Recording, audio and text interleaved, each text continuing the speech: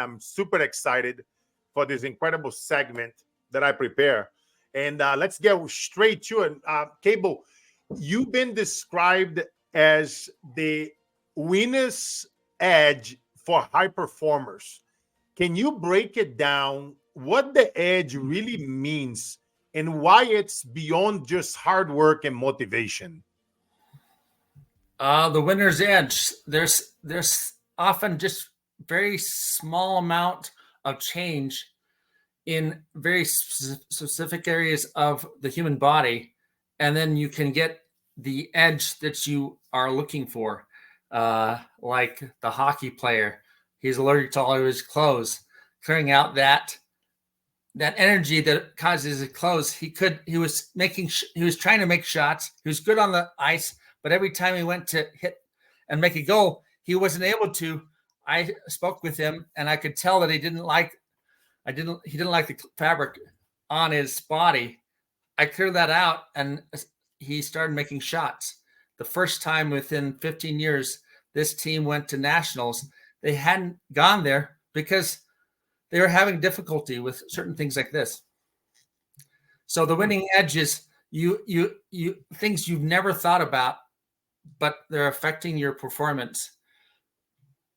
That's close to the body, but it could be you could be allergic to your socks, and that's causing your ankles to be weak. There's many athletes out there. They're like, my ankles have been weak my entire career. I don't know what's going on, and it's literally the fabric next to their ankle that causes their ankle to be weak. Wow, it's incredible, right? Sometimes like the little things that we could at least think about, and at least can and that's why it's so important. Whenever we are struggling with anything in life, right? Having a coach, having a mentor, having somebody that the second set of eyes. We often have blind spots, and no, trust me. I also mentored a lot of athletes in businesses. They want to buy companies, sell companies, franchises, and they want to take it to another level. They have us come in and do sales workshop for the employees. So I'm constantly talking to those guys, so I definitely know the level that it takes to also deal with them. You know how athletes and high performers, it's a whole nother level of mindset and ego and so many things that's involved there. So very interesting perspective there, my friend. And you talk about helping clients find purpose through releasing pain. How do you see pain as a pathway to greater clarity and fulfillment, Cable? Well, most athletes, they don't even know because the coaches, everyone like, hey, every athlete's in pain, but they don't know how much pain they're in. That's the issue. So most of the time, when I start working with them, they're like, Cable, I just didn't know how much pain I was in, but I've been in massive pain. And once they're able to start releasing this pain, a large portion of athletes, they have a pain threshold. And it's not like the average person is pain threshold of 0. And athletes can be 50,000, 100,000, 500,000% higher than the normal person for pain threshold. That means that they can injure themselves 500,000 times more than the normal person. And so when they come to me and say, hey, I have a painful knee, I know that there's a lot more damage inside their entire body than they know about. And so they're just complaining about this little injured knee, but they have injured feet, they have injured back, they have injured everywhere. And so it's a lot more pain than they even know about. They heal up very fast as well. They when they're only complaining about the knee, there's a lot more that needs to be worked on and recovered from than just that knee. Interesting, very interesting. And Cable, you work with clients across the globe. I know you for a long time. And you've been helping people from UK to Africa and around the US and everywhere. What have you found to be universal in the healing journey, regardless of culture or background? Depending on the people in Africa, I found that they heal very fast. They have so much areas of the world where there isn't very much money, they have to make sure their bodies are working really well. That's their business. But in athlete space, it's their business to make sure their body's working really well. So in athlete space, they're not feeling as much of their trouble. In other places where it's high poverty, they fill their body 100%, and they're just trying to the people in Africa. One man is like, yeah, I've had this hurt leg for 3 years now. I don't know what's kind of going on. They don't necessarily go to the doctor easily. And I said, oh, you just have a torn muscle in the backside. We need to heal that up. And it was like 5 minutes later, it's like, I felt better. Thank you so much. He's out the door. It's like, wow. People in Africa heal up very fast. Other people in other places, they have their minds so full of all these other things, they're not really paying attention to what's going on. So when something does go on, it stays around for a long period of time until they receive additional help. So it's just the level of awareness is similar whether you're an athlete or a normal person off the street. Either you have higher awareness or you have low awareness, and anywhere in between. Interesting, very interesting. I mean, and you have some unique frameworks and strategies that I know you from the time that we know each other. I mean, in your proprietary body analysis method, it goes deep into understanding what is going on inside someone. Can you share a bit more about this technique and how it helps get to the root of the issues?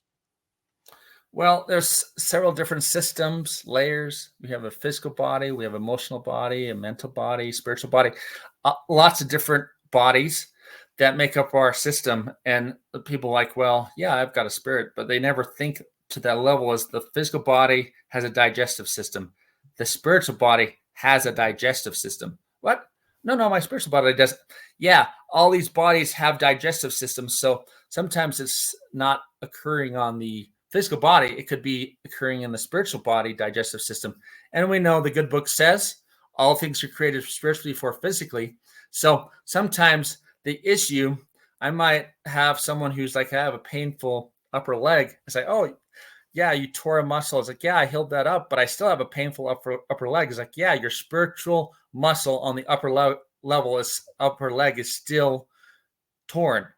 Once that spiritual muscle is healed up, then that leg feels better. It's like, wow, how did you know that? I didn't know that my spiritual body has muscles. Yeah, it's the same as our physical body. We just don't. That's one deep level that people may not have ever thought about. And then just reading these research papers, there's one research paper saying, yeah, the human body, they tested how much weight that the foot needs to be able to hold in order to walk, just to walk. The bones of the feet need to be able to hold 3 times the body weight in order to walk. It's like it's like, I don't know why my back's breaking down. It's like, how, what's your weight? And we times that by 3. Do your feet bones want to support that amount of weight? And often it's like, no, they only want to support 1 pound, and they need to be supporting 600 pounds. So if the feet break down, the rest of the body starts to break down. And so the feet literally have to say, the feet bones, individual bones have to say, yeah, I can hold 600 pounds. And people can go out and they go to the chiropractor, they go to other people, kinesiologists, and to test how many pounds will my feet bones hold. And literally like 1 pound. Like, you're not able to walk. That if your feet bones cannot hold the amount of weight to walk 3 times your body weight, to run 5 times, to sprint 7 times, to jump on one foot 10 times, to walk on uneven ground 13 times your body weight. And this is scientifically been proven that you have to have so much ability for that foot to support. And this is a big thing in athletes that I've talked with, pro athletes, I've talked with high school, college athletes, and they're like, I've never heard this stuff. I've never understood. Nobody's told me that my feet have to be able to support a certain amount. Yeah, they exercise their feet. They didn't know that there's a certain amount of weight that foot needs to be able to hold. Wow, it's interesting. I mean, I know a lot of it because soccer players, they would like insure their feet and their legs, right? Yeah, And that's a big deal. That's why sometimes you see how they, when they perform for the national team and perform for their local nation yeah. team, they perform at different levels. They know they get that leg, that foot injured. It's like, and sometimes it's even in the contracts. It is, and it's Yeah. interesting, how much. Hopefully the coach from Mexico calls me up soon, because his players need a lot of help on that artificial turf down at the stadium. Their ankles are not performing well on that artificial surface. Anyway, Well, no, I'm telling you, I pray that they call you too, my brother, because I mean, you've been in this industry for a very long time. I mean, I travel the world speaking for companies, interviewing incredible people, and your proprietary methods and some of the stuff that you do is pretty unique. That's why I'm glad that we are having this conversation, because maybe even like you say, a normal person has been having some weird, foot pain and weird pains on their ankles and their legs and their feet, and they're like, "Wow, I've been to chiropractors, I've been to different docs. Nobody can fix this." Maybe they can give you a call, reach out to you, right? Follow you on yeah. LinkedIn at Cable R Jones, and look you up, and then have a conversation and take a Right. look, like, what is the root cause, like you say, right? It might be something much deeper in there that a professional chiropractor or myofascial or regular doctor are not able to see, or to things that cannot be fixed in the medical space. And But even the normal person out there, often they are a pro athlete. They are a massive high athlete. They just like, man, I've just never been able to do things. And it's like maybe something happened when they were being born, or as a childhood, their feet got crushed. They don't even they don't remember that accident. And then later in life, they're like, I don't know, I just can't able to exercise. I don't know what the issue is. I'm lousy. And it's like, even the most overweight, obese person out there is like, you have mass amount of injury. Most people are able to do a lot of things, but even the normal person out there can then often is the athlete that can excel massively if these type of things can recover inside of. interesting. And I mean, based on what I know you over the years, I mean, you tackle from everything from like athletic injuries to rare conditions like, chronic intestinal pseudo obstruction, for Yeah, example. right. And how do you approach such a wide variety of issues? That's part one of the question. Okay. And part two, how does energy play a role in each case?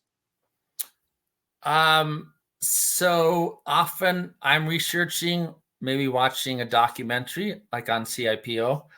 That's a rare disease. Over only about 150 people per year get this particular disease. But essentially, it's where the stomach shuts down. They can't eat food. It goes in the stomach, and then it just like rots. And it's very painful. At some point, it takes 7 years for CIPO people to get diagnosed. So Wow. for 7 years, the people are like, I don't know what's going on. They're going to doctors everywhere. Nobody's like finding out, and finally diagnosed with CIPO. And it's at that time, it's like, we can't use the gastrointestinal system any longer. So they put a pick into the heart for digestion, and the gastrointestinal system is not used for the rest of their life. Um, that is, I was watching a documentary on this, and I was like, I know what's going on. And this person, why is the stomach in this? It was excessive amounts of shock, all Hmm. types of shock, low pass shock, emotional shock, mental shock, anaphylactic shock. All this types of shock in this person's body actually causes the stomach to electrocute. And very few people go, you can literally cause parts of the body to shut down, or to move into a space of death space. Yeah, it's massive, and that's the only way that the food rots, because the people are like, yeah, it's just rotting inside of there. And so it's like, I'd love to help those 150 people throughout the world get over CIPO. That'd be amazing. And so, yeah, Wow. energy. When I'm thinking about bones are solid. But when you think about a table is solid, but a table energy. The computer's energy. The solid bone is energy. So even often people, they get x-rays like, I still have pain in my back. They've done x-rays. There's nothing broken there. It's like, but I still have pain. It's like, well, you might still have a broken back. The x-ray didn't show this, but you might still have a broken back. And so what I check into the energy, I ask the vertebrae, like, hey, are they broken? And the vertebrae, yeah, I'm broken. It's like, it didn't show up on the x-ray. Yeah, we're energy. So a solid bone that's energy can be broken. Wow. And so it's just, when you think about it, it's like, but it's solid. It's not energy. Like, it's solid energy. You can't put your finger through it. Glass is liquid. If you were a small enough finger, you put your finger through glass. It's still solid, and we're just like, I can't. So even in energy, it's hard for people to think of a solid something as energy, and it can still be broken, even if you can't see any lines of brokenness on a bone. It can still be broken. Interesting. Very, very interesting, my friend.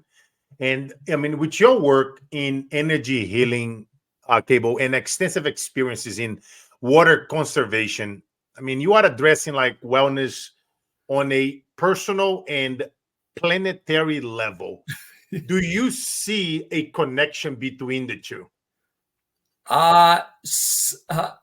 Outdoor conservation, irrigation consulting, engineering I've done in the past. So the earth has its own water process and system and cycle. And in some areas they're running out. There's droughts. Inside the human body, there are droughts. I was studying into what causes diabetes. And the same symptoms of dehydration are the same symptoms of diabetes. You're running out of water. You have trouble. You're like, and it's not the whole body. It's like, I'm drinking water all the time. It's like the person can become allergic to water. So literally, I've been drinking water my entire life. I was like, when I check in, it's like, you've not been absorbing water. Never? You never you can't. Yeah, you've just not been absorbing water. And so the symptoms are like, yeah, I have really low blood sugar. This is kind of like, no, this is you have enough water in the system. It's just not being absorbed. Oh, I mean, just because I drink water doesn't mean it doesn't automatically absorb.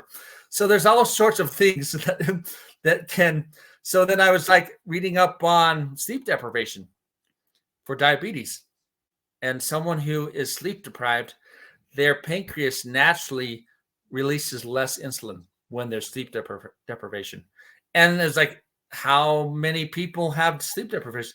I sleep 9 hours a night. I know, but you're only getting about 1 hour, even when you're sleeping 9 hours. These are individual cases. Not everyone's not only getting 1 hour, but people with diabetes tend to have sleep deprivation, tend to have severe dehydration, tend to have, there's another one, but it's a word that doctors don't even want to say. It's like when someone has this, they're in the bad zone of speaking. You got me curious. What is the word? I mean, we're not gonna get canceled, right? If we say it. Maybe. So it's septicemia. When someone has septicemia, they're like, oh no, this person has to go in the hospital immediately. There's septicemia. But nobody's described chronic septicemia. You don't survive septicemia, you die. But when someone is under septicemia energy, and maybe it's a thin septicemia in diabetes, but in diabetes, septicemia is in septicemia, the body naturally releases high amounts of sugar. Interesting. And so you're like, why do I have high sugar? Well, you're in septicemia. No, I would be dying right now. I've been living for a long time. It's like, I know you're in a chronic septicemia. It's like, but why don't I die? Well, you're a special superhero. People with diabetes don't die of septicemia. Only certain people die of septicemia. You're chronic septicemia, so you're not dying, but you've got dehydration, sleep deprivation, and septicemia. And those are the things that we need to fix, to recover, not fix. What we need to recover from, what we need to heal from. Yep. No, interesting. And many of your clients, Cable, are like top level athletes, who can't afford any downtime. And Yeah. nowadays, even in corporate, right, they cannot afford, that's all my CEO friends and founders listening to us here and coaches out there. How does energy, like healing help them recover faster and stay ahead in their careers? So many of the executives, they have back pain. They've sat on their desk, at their desk. They think, oh, it's just because I'm sitting at my desk, and it has nothing to do with sitting at your desk. Yeah, a lot of doctors are like, oh, you can't, it's because you're atrophying, you're sitting at your desk. We as humans can sit at a desk for 13 hours a day and not break down. The thought process of breaking down causes the breakdown. If we are creatures of habit, for us to think that we're breaking down by sitting at a desk breaks us down. I can sit at a desk forever, for long, long, long periods of time with no breakdown. So it's what you think about, you bring about. What's your emotion is. So recently I was checking into what causes multiple sclerosis, and I was like, and I had a client who was a retired emergency room doctor with multiple sclerosis, or she was diagnosed with multiple sclerosis, and she's like, I don't know if it's that or something else. And she definitely had spent her whole career learning things. And so I was like, I believe the underlying emotion of multiple sclerosis is boredom. And there's a lot of people with multiple sclerosis out there who are like, I can't handle what you just said there. But there's a large portion of the people with multiple sclerosis who will say, yeah, I've always been bored, because I've talked with them before. I've always been bored. It's like, that emotion of boredom, you gotta move that out of your space. In my space, I've never been bored. I don't get bored. I don't know even what that emotion is, but I've been in a space where I was bored for about 30 minutes when I was checking into multiple sclerosis, maybe Parkinson's, maybe ALS people. They tend to have some boredom, a lot of boredom. And literally when they can switch that to happiness and joy in their system, when they're thinking like, today I feel joy. Today I'm full of happiness. But a large portion are like, I'm so bored. And they never connected that emotion to causing inflammation and breakdown inside their body. Because if their nerves, what you think about on the outside, what you think about inside your head, will also happen on the inside, cellular level, atom level. All parts of you will think, I'm so bored. I don't know what to do. Even the nerves don't even think about what to do.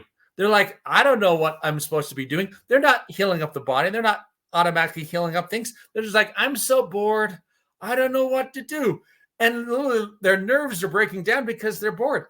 It's like, so what you think about, you bring about. So if you're thinking boredom, it's also boredom on the inside of you. Your cells that need to be healing on a constant basis, they're not healing. They're just like, I'm so bored. I don't know what I don't know if I'm supposed to be taking in things or taking out things. And so that's one space. And so it really does matter what you are feeling. And so then also people like one steak of acid. Like if I eat this steak, it's going to cause me to become acidic. And that's food. And people often come down with disease and they're like dis-ease. And they're like, man, I have to change my food. But they don't change their emotion. One emotion equals one steak of acid. And so you might be eating good food, no steaks, you cut out that, you do a lot of different things. I'm not saying cut out steak, but often people describe red meat as an acidifying inside the body. And if you eat vegetables, alkalizing things, then you're not acidifying. But if you are eating emotions, anger, frustration, irritation, one emotion, irritation, is the same acid as one steak. and they're like, oh, I'm really angry, but I've changed my food eating habits. You're still angry. So you're creating acid inside your body all day long, high amounts. So when I have acid reflux, GERD, I was like, okay, what's the emotion stuck in my stomach? Irritation, frustration. Let's let those go. And literally within a few minutes, I can alkalize my stomach by releasing those emotions. That's the fastest way. Or you can drink like lemon juice, other things. That's food wise, but releasing an emotion is massively allows you to change your pH down to neutral to alkalize by changing that emotion. And that's where people miss. There's just like, oh, I can feel however I need to feel. I eat well, but I have a lot of irritation and frustration happening in my life. You got to change that, or you can eat well all day long and still have trouble and breakdown inside your body. Wow, very interesting. And Cable, what advice would you give to someone listening to us now who feels is stuck in their career path, in their health, or their personal life? That's part one of this question. And part two, on top of the advice that you give to that person struggling, how can they begin their journey to release pain and rediscover their purpose? Maybe a strategy that you could share with that person. Because as you and I know, bro, since COVID, a lot of people are struggling. A lot of people. I mean, I'm involved in so many causes, helping people out there, and to the point where it got so dangerous in South America that like I was talking to you, I'm actually going to be shutting down operations down there because it's just too dangerous, and I'm going to be starting literally going on the streets as I always do with my daughter, Yeah. feeding moms on the parking lot, selling strawberries with their children. We have a bunch of those over here in California, in Brazil. This way, in Brazil, it got to a point where I cannot even put a post on the Facebook that I am going from this airport to that airport, because the bad guys, they know Carlos is coming, and then they will block it down the road going from the airport to visiting one of my farms, try to harass me, kidnap. It's crazy. It's total chaos. Yeah. But and it's not just in Brazil; it's here in California where I live. Yeah, right. Everywhere I go, so much homelessness, so many people on the streets, so many veterans. I'm big in helping veterans. We see them on the streets. It got to a place where mass layoffs. So a lot of people are worried. A lot of people. I lost a friend for suicide a few weeks ago. The person got laid off, couldn't find a job. I wish that they would just pick up a call and call me, because even when you are laid off and you are worrying so much, and then you start eating, now you're putting food on top of inflammation, which you Right. understand that very well. It's the worst thing that you can do, right? And so it's a big it's a virus, man, as you and I know. And I mean, I know that you are very skillful and happens to be one of your superpowers. So I would love for you to give an advice to this person listening to us now, or on the replay, that is stuck in their health, in life, in their career. They're just not feeling it, and maybe share a technique for that person to help maybe release some of that and connect it back to their purpose. I would love, for you to, take some time on this question. So initially, the part of the body that can start changing, usually changing the fastest, is the mental body and the mental brain. So you have to start educating yourself. And I was like, well, I don't have any books. It was like, well, look at the sunrise, look at the sunset. You understand that when it rises, when it sets, how fast it's going, how is it going up over the head, what type of shadows. If you don't have any access to books, you can look at how the sun works. Like, well, I know about the sun. It's like, no, you don't. If you are in depression, if you're feeling sad, you don't know about the sun. Well, no, I've looked at the sun. I know about, you've never looked at the sun. I want you to look at the sun at sunrise, sunset, and get that circadian rhythm. You know when it sets and you know when it comes up. If you don't know when it sets and when it comes up, for some reason you're blocked and you don't know when it sets, you walk out and you see it set. And then you walk out and you see it come up in the morning time. You get your nighttime set and rise set up inside your body. That will give you massive encouragement to do more, because at least the sun's moving. you can move. And sometimes you're like, I can't move. It's like depression is about changing your perspective. And so you're in this big hole and you're the little tiny person at the bottom of the big hole and you're looking up. And some people are in massive wells and they can like look up and like, I can see the light right way up 100 feet above me. It's like, I'm in massive depression, massive well, massive, they're like in darkness. It's like, okay, how are we going to get you out of this hole? Is there someone or some energy that's stronger than you are? And the person like, I do believe in the mountain, or I believe in source, or I believe in God or Allah. I believe in these energies. Like, okay, can you call out to this energy for help? What do they say? It might be like, well, I think they can hand me a shovel and I can dig myself out of here. Or can you stretch yourself up, your energy, your spiritual, can you stretch up 100 feet in the sky? Your spiritual body can like stretch up there. And literally some people are like, I can see out. I can see this down. They're out of their well. And it's like all of a sudden that perspective inside of them changes. They're like, I can step out of the well now. I can step out of this depression where I was a little person. And now I'm a big person, giant. And it's just like a little puddle. I can walk from that space. And so it's just often people are like, Cable, I have been stuck with my light switch off. And I try to turn it on and it turns off. And I'm just trying to, and I've had all my ancestors like holding it up and it's like turning off. It's so dark. I can't get out of this hole. I'm trying. And like, okay, I have a new thought process. We're just going to take this little source drop of water. You're going to have source energy.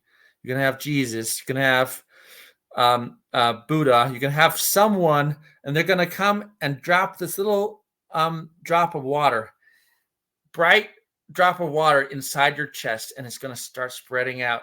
It's going to fill your whole body with liquid light. And they're like, oh, it's filling my whole body with liquid light. This is like, I don't have to switch the switch on anymore. It's like filling my whole body with light. This is like something I've never had happen to me. It's like, it's amazing when you can get living water inside of you.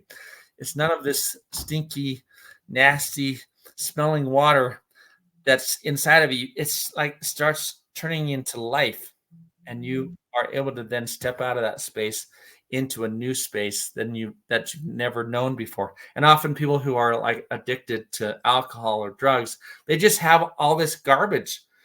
And it's, if you can, like, there's some sort of something that can change my life, and usually source energy can change someone's life massively and fast. They just never thought about how to go about having source energy energize them.